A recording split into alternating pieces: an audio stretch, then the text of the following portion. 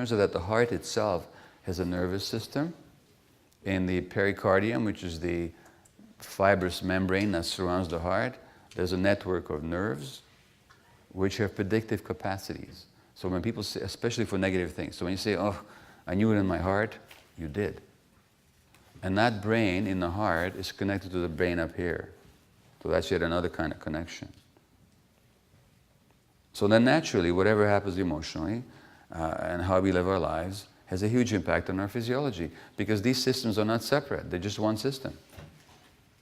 So let's look at the question of how the repression of anger then might suppress our immune system, okay? So I'll ask for a volunteer here, and whoever volunteers, I can promise you two things. One is that you might feel uncomfortable for a minute, and the other is that you learn something about yourself, okay?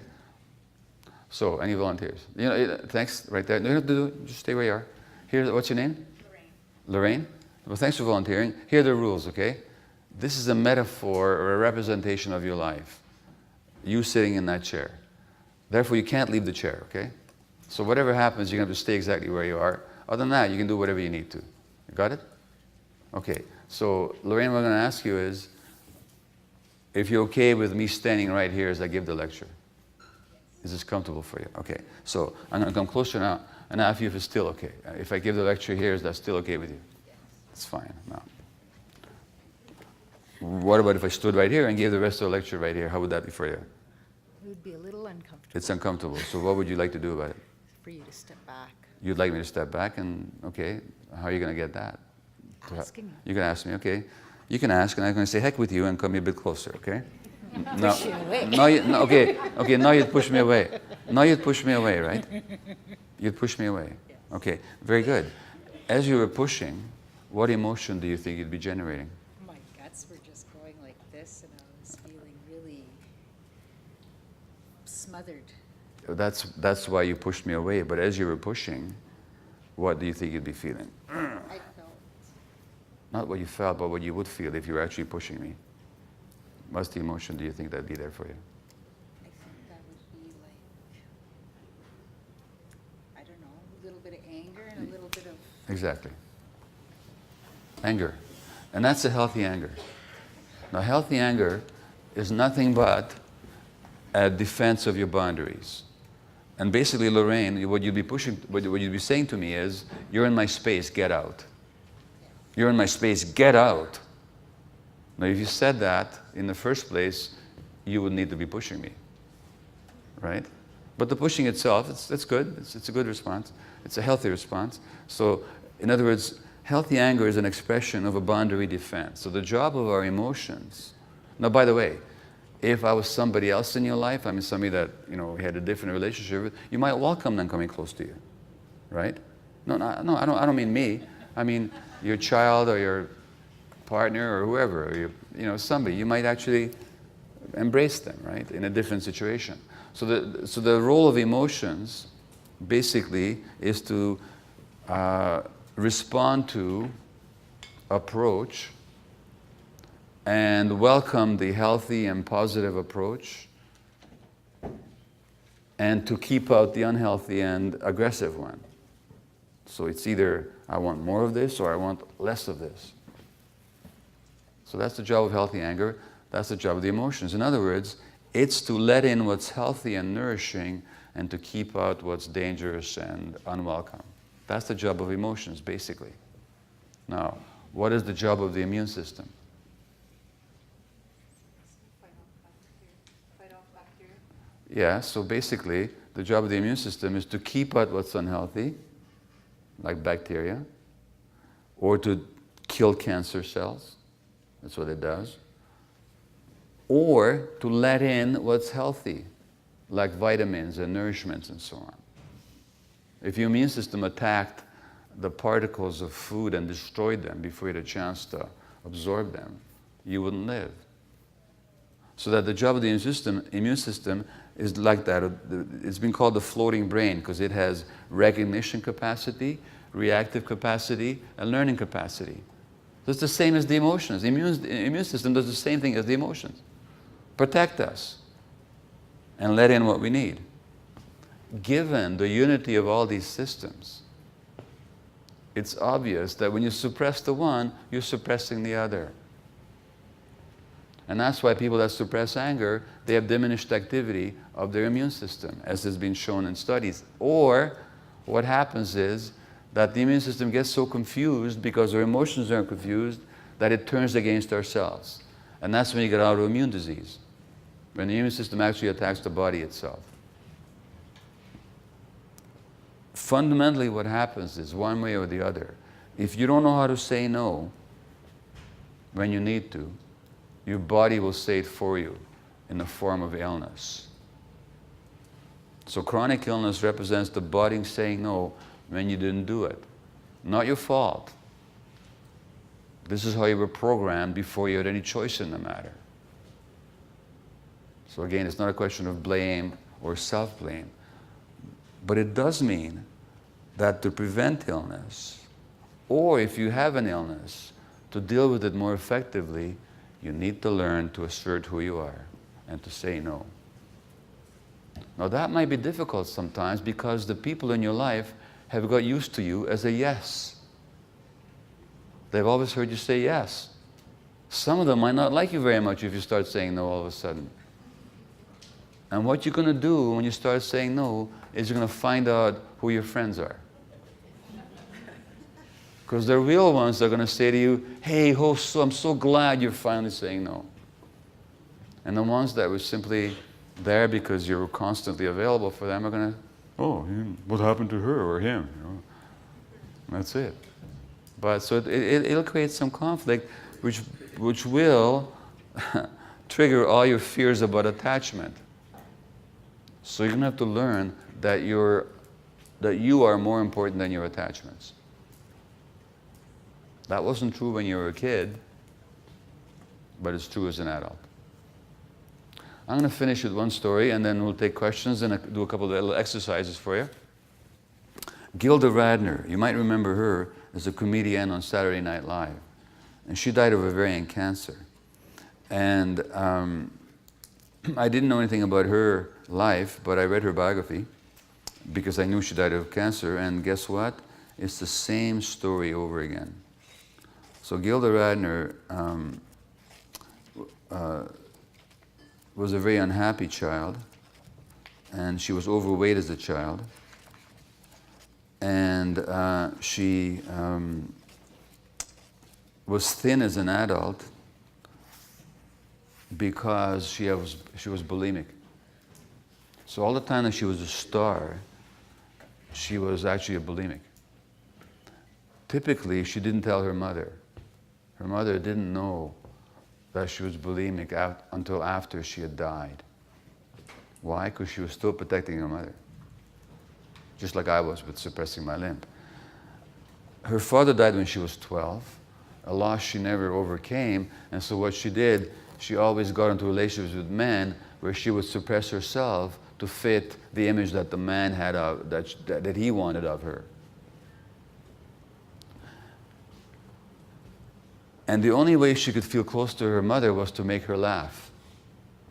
So guess what? She becomes a comedian. So many comedians, by the way, are very troubled people. And guess what? I have a son who wants to be a comedian. For good reason.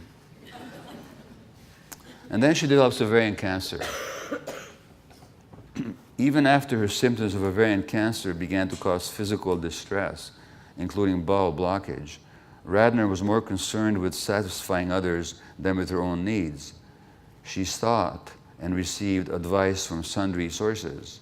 Her dilemma, she writes in her autobiography, suddenly I began to wonder how to please so many people. Do I take magnesium citrate? What about the coffee enema? Do I do both? Do I do the abdominal massage or the colonic? Do I tell the doctors about each other? East meets West in Gilda's body.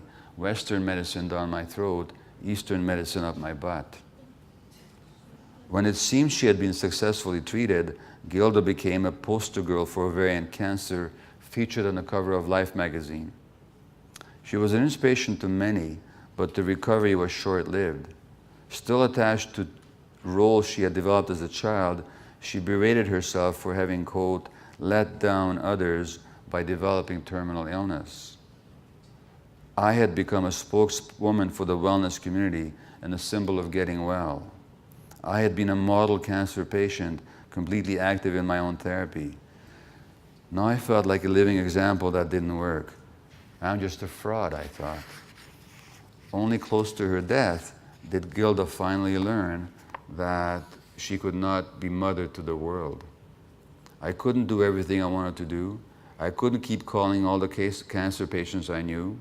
And I couldn't try to help all the women with ovarian cancer. And I couldn't read every letter I received because it was ripping me apart. I couldn't cry all those tears for everybody else. I had to take care of myself. It is important to realize that you have to take care of yourself because you can't take care of anybody else until you do. Well, the trouble is you can, but if you don't take care of yourself in the process, you're going to make yourself ill. So the issue, of course, is not that we shouldn't provide care to other people. I mean, caring for others and being kind, that's wired into us as human beings. That's a true expression of who we are. But going along with that, there has to be self-care. That means that you must demand support. If you're caring for others, you must demand support when you need it. You must be able to have a break. You must be able to ask for help when you need it. You must be able to express how you feel. You must take time for yourself. There must be times in your life which is just for you.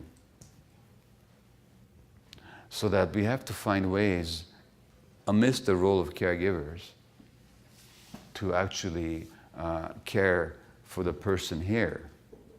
Because if we don't, the result is burnout and illness. So again, it's not a question of being selfish and unconcerned. That's not so good either for your health. But it's a question of being as kind to yourself as you are wanting to be to others. It's kind of the golden rule turned around, you know. Do unto you, not just do unto others what you would have them do to you, but also do unto yourself what you wish to do to others. Any questions on what I've said? Yes, please. When you were talking about how you have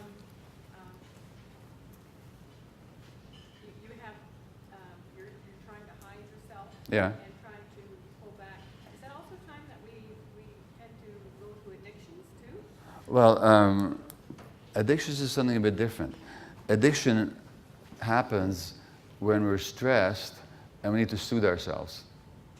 So when we allow all the stress to wash over us and we don't keep the stress away, then we get overwhelmed. Then one way to deal with the stress is to become addicted.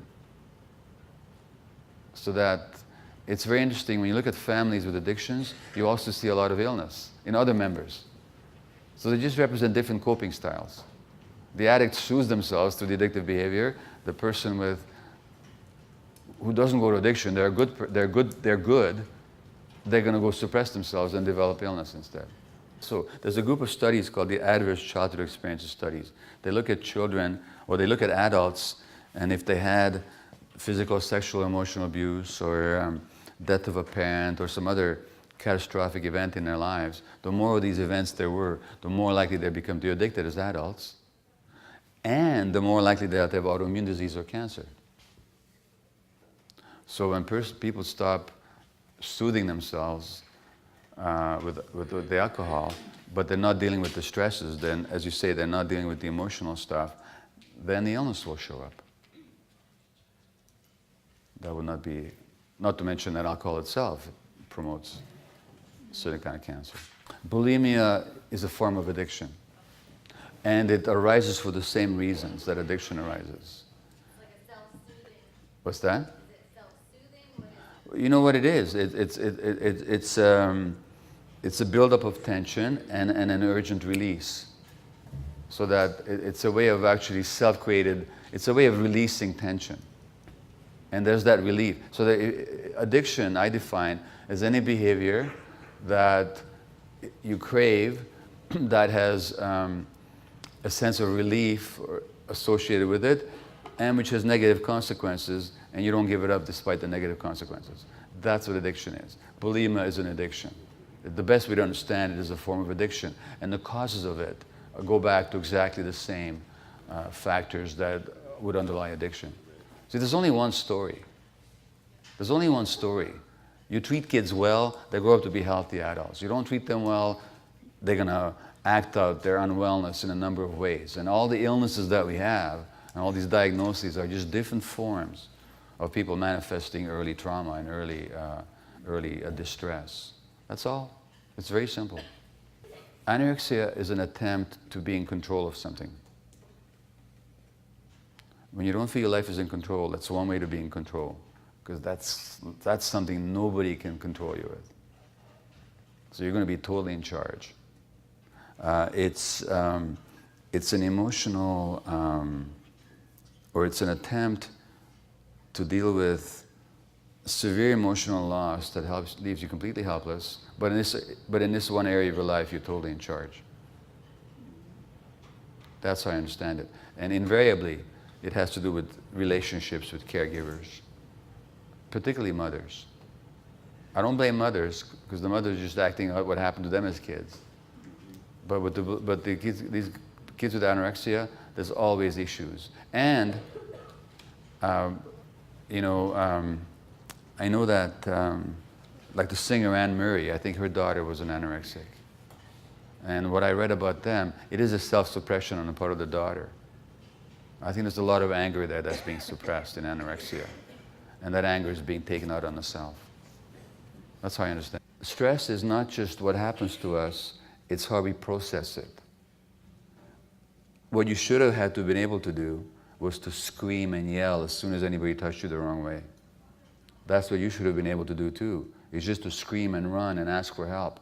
The fact that you didn't is not your fault. By the time you were 4 and by the time you were 11, you had already learned that you were alone in the world. And that there's nobody there to listen to you. So it's not that you made a mistake, you just simply did what any child would, which is to assess the situation unconsciously, and you already knew that nobody there was there to support you. And there, when there's no support there, then you can't express how you feel. It's that suppression of feeling and the non-expression of the stress response that actually creates the long-term chronic stress. How many of you know what it takes to have a really good life? I mean, in terms of nutrition and exercise and emotional balance and all that. How many of you know what it takes? How many of you are living it? Okay? So first of all, thank you. First of all, the person you're talking about is not that unique, are they? They're just like the rest of us. So what I would say to that person is, you know what? Listen to them. What are they saying to you? They're saying that they're discouraged. So just hear instead of talking them out of it, listen to them. You sound really discouraged. Wonder what that's about for you. You must feel really hopeless sometimes. You know what? Even me, I know how to live a good life, but I don't do it. It's just very hard. Really listen to them. Make sure that they feel validated and understood by you. Then they can get past it. If you try to talk them out of it, you can't. Well, let me tell you about a friend of mine who lives in Calgary. Her name is Shannon Duke. And Shannon is 48 years old now. And when she was 37, she was diagnosed with stage 4 breast cancer. The stage 4 meant that the cancer was already in her bones by the time it was diagnosed. At that time, she had 2 young children, aged 1 and 3, and married to a well-to-do businessman. She herself was a very high-functioning executive for Microsoft in Calgary. And then she's diagnosed. She had the perfect life, perfect marriage, perfect home, of course. And then she's diagnosed. And healthy, physically, fit. Always ate well. And then she's diagnosed with stage 4 breast cancer. And she has a transformation. Now, she gets the best medical advice she can get anywhere in North America, and she traveled to New York and elsewhere.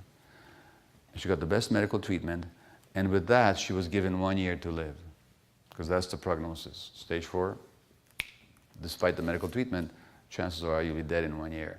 Now, a year ago in February, just a year ago now, Shannon traveled to the Napa Valley of California with some of her friends, and they celebrated her 10th year survival and her 47th birthday.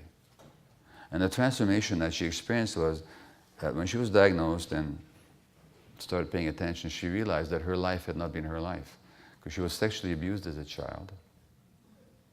And her response to the abuse was, of course, as many children will experience, it can't be about the adults, it's about me. So if this terrible thing happened to me, I must be a very bad person. So I have to be very good to compensate. So you're the good daughter who doesn't talk about it, doesn't disturb the waters, the good employee, the good student, the good wife who doesn't talk about the husband's addiction issues, because that would again disturb the waters. And when she's diagnosed and she decides she wants to live, she says, the hell with all this perfection and goodness. And she confronts her family of origin about the abuse that she had endured, and she confronts her husband. And she starts living authentic. And she leaves the job, by the way, which wasn't her. Wasn't really expressing who she was. Now, 11 years later, the cancer is still in her bones, but it's completely inactive. But she knows that if she wants to stay alive, she needs to stay authentic. So that I believe that many of these issues are reversible. I'm not promising a cure here to anybody, but Shannon really underwent a major self-journey. And she continues every day to work at it, and she practices her spiritual ways, which she ignored all those years, and she pays attention to herself, and she keeps clearing this stuff out, and she is the picture of health. Her and I give workshops together sometime. So that there's ways to get there, but it's a commitment. And of course, it might threaten the attachment relationships. So that's always your call.